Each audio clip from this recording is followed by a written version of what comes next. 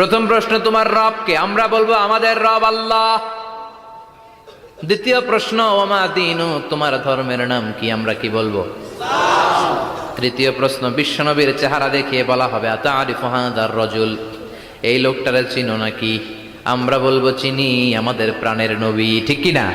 চাঁদের চেয়ে সুন্দর তুমি নবী আমার কমলিহিওয়ালা, দু জাহানের বাদশাহ তুমি প্যারা নবী সাল্লে আলা, চাঁদের চেয়ে সুন্দর তুমি নবী আমার কমলিহিওয়ালা, ঠিক কি না? তিনটা প্রশ্নের যথাযথ উত্তর যখন দিয়ে দিলেন, আপনার জন্য অতিরিক্ত আরেকটা প্রশ্ন করা হবে, ওয়ামা ইলমুক, তোমার নলেজ কি? তিনটা প্রশ্নের উত্তর যে তুমি করতে পারলা, কিভাবে পারলা, কেমনে জানলা? নকল করে বলছো নাকি জেনে বুঝে আসছো? নকল হয় না? এখন তো পরীক্ষা চলতেছে বোধহয়। কি পরীক্ষা? এসএসসি পরীক্ষা। নকল হয়? কৃষ্ণপুরে নকল নাই না? এখন মনে হয় এগুলো একটু কমছে। একটা সময় ছিল অনেক নকল হইতো। পাঞ্জাবের ভিতরে নকল, পকেটে নকল, টুপির ভিতরে নকল, মৌজার ভিতরেও নকল, এমনকি মেয়েরাও নকল করে পরীক্ষার হলে আসে না নাই? স্কেলের মধ্যে লিখে নিয়ে যায়, হাতের মধ্যে লিখে নিয়ে যায়, ওড়নায় লিখে নিয়ে যায়, কাপড়ে লিখে নিয়ে যায়, আসে না নাই? ফেরেশতারা বলবে নকল করছো নাকি? কেমনে জানলা? তিনটা প্রশ্নের উত্তর তুমি কেমনে বললা? আল্লাহ তোমার রব, ইসলাম তোমার ধর্ম, এই লোকটা বিশ্বনবী, কেমনে চিনলা?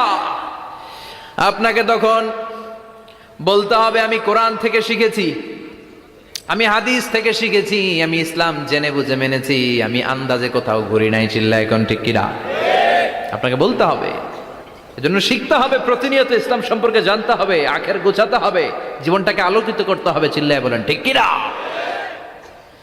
চারটা প্রশ্নই যখন হয়ে গেল, ফেরেশতারা বলবে আহলান ওয়া সাহলান ওয়া মারহাবান বিক, খোশামদেদ, কংগ্রেচুলেশন, খোশামদেদ, কংগ্রেচুলেশন, সব প্রশ্নের উত্তর তুমি পেরেছ। ফায়ুফসাহু লাহু কবরুহু ৭০ যিরান, আপনার কবরটারে ৭০ হাত লম্বা করে দেয়া হবে।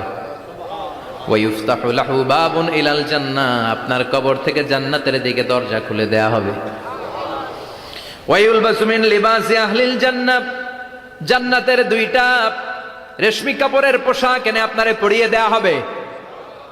আর বলা হবে নাম কানাও মিলা আরুস, ঘুমাও, sleep, you should get some sleep now, তোমাকে লম্বা সময় পাড়ে দিতে হবে, ঘুমাও। কানাও মিলা আরুস, যেমনি বর বাসর রাতে আরামসে ঘুম দেয়, বাসর রাতে যেমনি বর কনেকে নিয়ে মধুর ঘুম দেয়, তুমিও ঘুমাও, কেউ তোমার ঘুম ভাঙবে না। মালাক ইসরাফিলের, কিয়ামতের জন্য ইসরাফিলের সিংহায় যে ফুৎকার আছে, ওই ফুৎকার ছাড়া কোনো কিছুই তোমার ঘুম ভাঙাতে পারবে না। আলহামদুলিল্লাহ পড়েন। আল্লাহ আমরাও যেন চারটা প্রশ্নের উত্তর দিয়ে লম্বা একটা ঘুম দিতে পারি, পড়ে না আমিন।